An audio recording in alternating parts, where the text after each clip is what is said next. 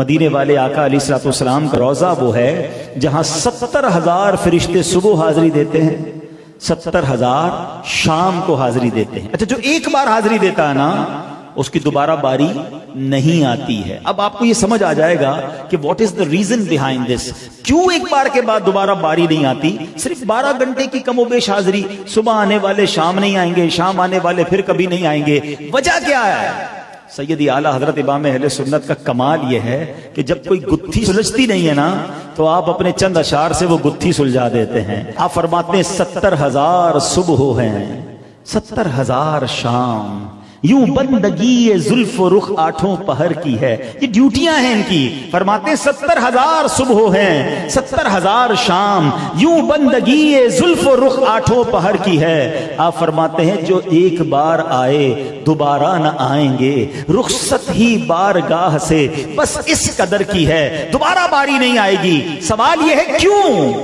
فرماتے ہیں یہ بدلیاں نہ ہوں تو کروڑوں کی آس جائے۔ کہتے اگر یہ باریاں نہ لگائی جاتی نا تو کروڑوں بچ جاتے، وہ بھی تو آقا کے غلام ہیں۔ ارے آقا کا دربار تو سب کے لیے ہے نا۔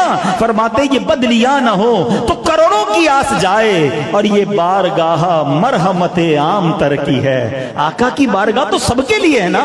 تو یہاں سے بات بھی سمجھ آ گئی کہ یہ شان ہے میرے آقا کی کہ جن کے دربار پر فرشتوں کی حاضریاں لگتی ہیں۔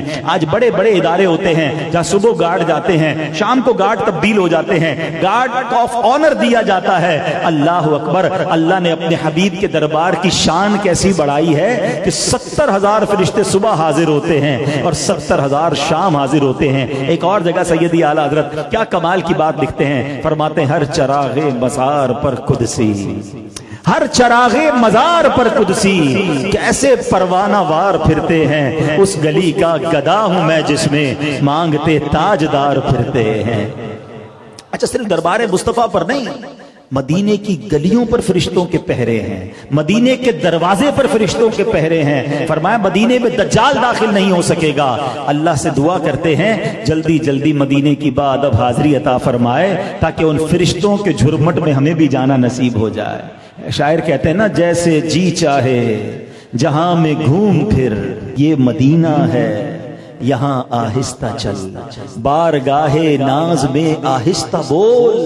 یہ وہ جگہ نہیں جہاں چیخ چیخ کے بات کرنی ہے، بارگاہ ناز میں آہستہ بول، قدسیوں کے درمیان آہستہ چل۔ تم فرشتوں کے درمیان ہوتے ہو، اندازہ ہے مدینہ کیا ہے؟ اور صرف مدینہ نہیں، سبحان اللہ، مکے کی بھی کیا شان ہے۔ اللہ مجھے اور آپ کو کعبے کی حاضری بھی عطا فرمائے۔ بالکل جو حجر اسود ہے اور رکن یمانی ہے، اس کے درمیان کی جو دیوار ہے نا، اس کو کہتے ہیں مستجاب، ٹھیک ہے؟ اس دیوار کو اعلیٰ حضرت نے فرمایا کہ یہاں ہر وقت 70,000 فرشتے دعاؤں کی آمین کے لیے موجود ہوتے ہیں۔ آئے ہائے، عشق والی بات بتاؤں، جب آپ مستجاب کی طرف رخ کرتے ہیں نا، کعبے کا بھی رخ ہے اور کعبے کا بھی رخ ہے۔ آج یوں آؤ شہنشاہ کا روضہ دیکھو، کعبہ تو دیکھ چکے اب کعبے کا کعبہ دیکھو۔ یہ جو مستجاب ہے نا، اس کے پیچھے ہی آپ دیکھیں گے سونے کا پرنالا ہے۔ ایکچولی یہ سونے کا پرنالا بھی کچھ بتاتا ہے، اور اعلیٰ حضرت لکھتے ہیں غور سے سن تو رضا، کعبے سے آتی ہے صدا، میری آنکھوں سے میرے پیارے کا روضہ دیکھو۔ یہ اشارہ کر رہا ہے کہ میرے آقا ادھر ہیں۔